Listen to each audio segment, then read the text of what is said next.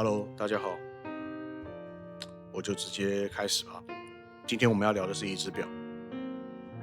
，Citizen Weekender AW1837-11H。光看名字我知道你们都有点陌生，但是当你第一眼看到它的时候，你会跟我一样觉得，哇，这只表是满满的战术感。那它有什么特征呢？黑色偏灰的表壳，面盘上印着东西南北的方位。还有经纬度式的这个刻度计设计，搭配上大大的阿拉伯数字，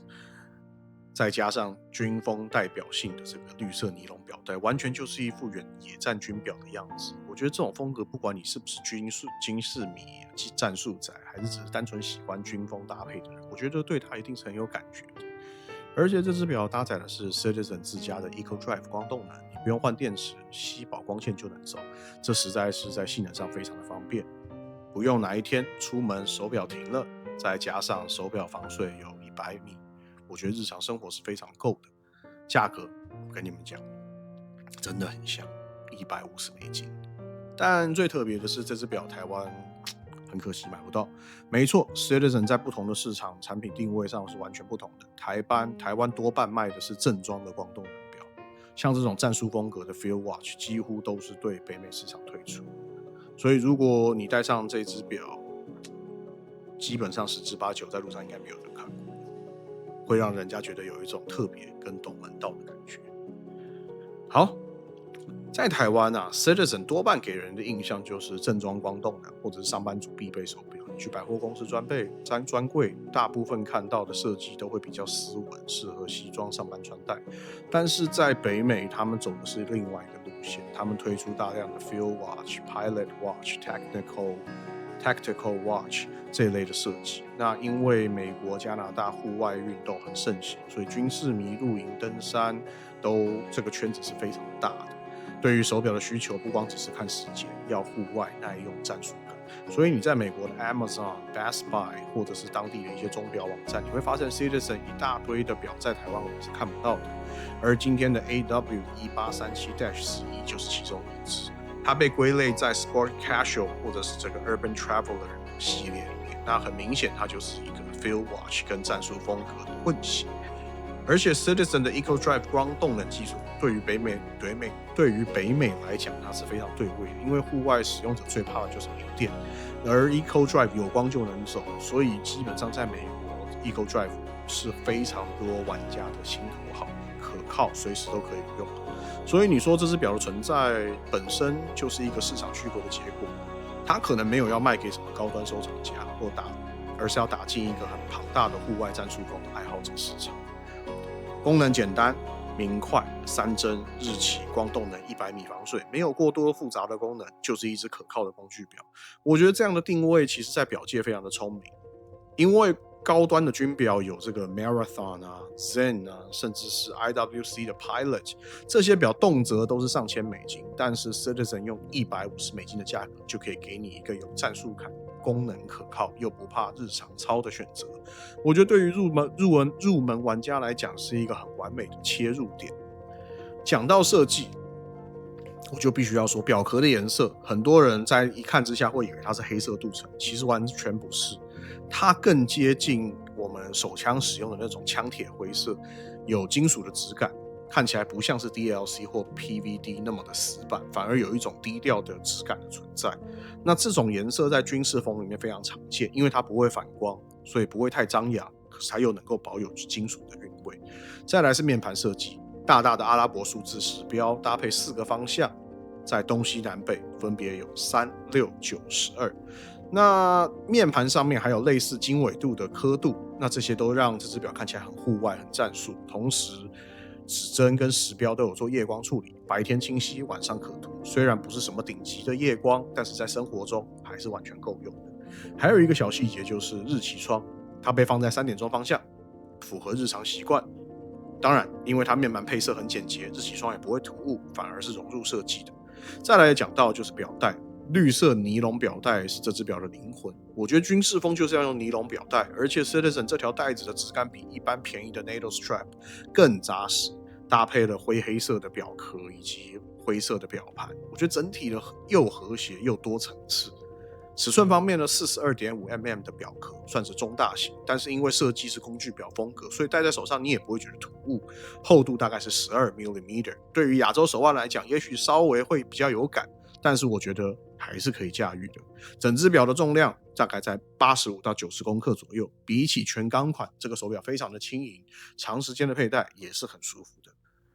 总结来说，我觉得这只表的亮点在于简单清晰战术感，没有花俏的装饰，也不走正装路线，就是一只随时可以陪你上山下海到户外运动的表。好吧，讲完设计，我们来聊聊内在，也就是机芯结构。大家都知道 Citizen 的王牌就是 Eco Drive， 这可以说是他们立足市场的招牌。而这只表当然也不例外，它搭载的是一枚 J810 光动能机芯。OK， 这颗机芯到底厉害在哪里？其实 Eco Drive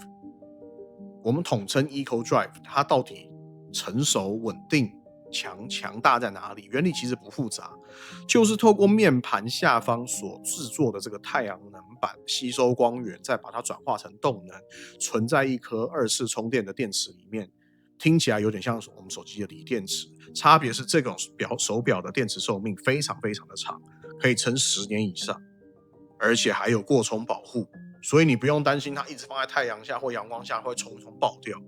OK， 那这一颗 J810 的规格呢，它的精准度大约是在每个月正负15秒。那动力储存充满电之后，大概可以撑240天，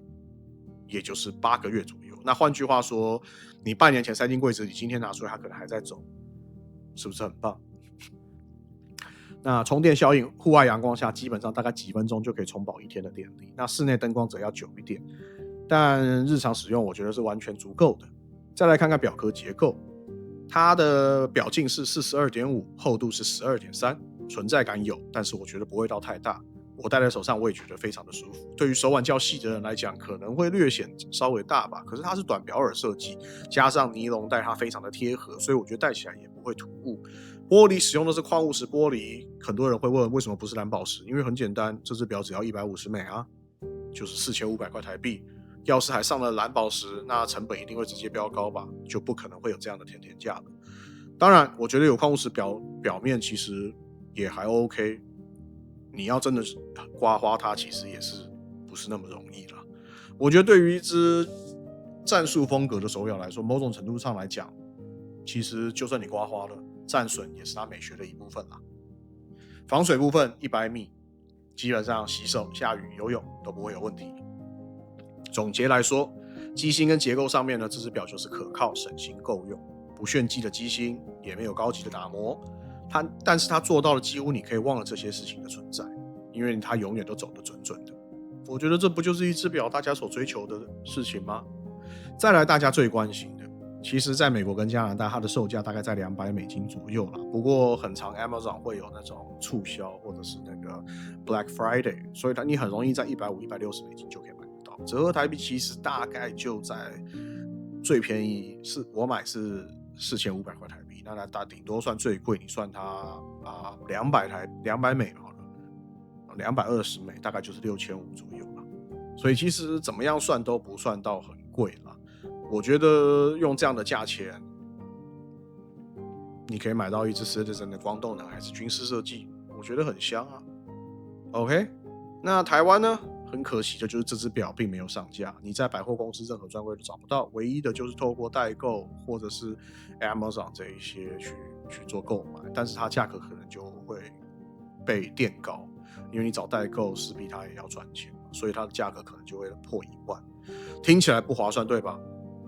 但是这也是为什么这只表在台湾市场上基本上就是隐藏版。所以如果你们真的很喜欢，如果刚好又有朋友要去欧美玩的话，请他带一只回来，我觉得你们绝对是赚到，因为在北美它几乎就是平价战术的封神器。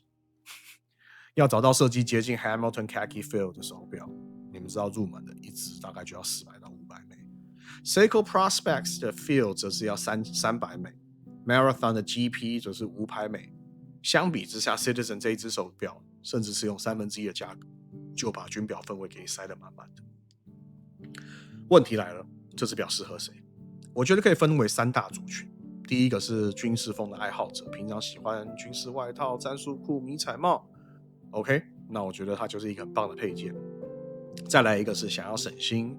日常表的省心的人，光动呢，你不用换电池 ，OK， 你也不用担心手表没电，那洗手洗到一半也不会进水。我觉得对于不想要花心思的人来讲，这个手表是非常的友好的。那第三类就是预算有限，但是同时要质感。我必须要说，这只表$150买到，它有设计感、有质感、有功能性，也有品牌背书的 Eco Drive， 我认为非常的划算。比起去买一些潮流的时装表，这只表它有它最基本的耐用、故事性，还有它的功能。当然了，如果你是特别讲究材质的人，比如说一定要蓝宝石，一定要瑞士机芯，那这只表绝对不合你的胃口。但如果你是要一只可靠、耐操又能够展现出日常个性的手表，那 AW1837-11H 我认为是一个5000块以内完美的解答。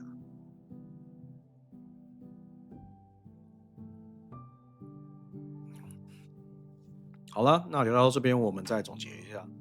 Citizen Weekender AW1837-11H 这只表，我觉得它最大的魅力就是平价、战术感。它不是军规表，但它的设计语言让人觉得它很有军事风的味道。它不是高奢表，但是 Eco Drive 的稳定却让它比很多昂贵的机械机芯还要来得可靠。它不是专业潜水表，但是100米的防水也足以应付日常的大部分场景。最关键的事情就是它价格很香。基本上在北美$150多就能够入手一只陪你上山下海。对比 Hamilton、Seiko、Marathon， 我觉得这个价格绝对会让你怀疑人生。唯一遗憾的事情就是台湾没有上架，但反过来说，这也是为什么让它成为了隐藏版。如果你戴在手上，旁边的人一定会问：你这是什么 Citizen？ 我怎么没有看过？这个时候你就可以很骄傲的说，这个是美国区域限定版的 Citizen 战术风格的这个光动的表，台湾是没有卖的哦。我觉得这种感觉啊，比去炫耀一只有品牌的表爽太多了。当然，买表不是要来炫耀了。最后看到这边，吉米又要老调重弹。不管什么样的手表，总归一句话，它都没有办法真正留住时间。但是我们能提醒自己的一件事情，就是每一分每一秒的过去，我们都在创造属于你跟我的意识。玩表绝对不是炫耀，而是一种生活态度。吉米希望大家玩表能够玩得开心，珍惜身边的人事，带着正面的心情去庆祝每一分每一秒的存在。我是烂熟人设计师吉米，谢谢你们看到这边，记得帮我按赞、订阅、开启小铃铛。如果有广告出现，记得帮吉米多看10秒钟，我跟小编会给你最大的感谢。那我们就下支影片再见啦 ，OK， 拜拜。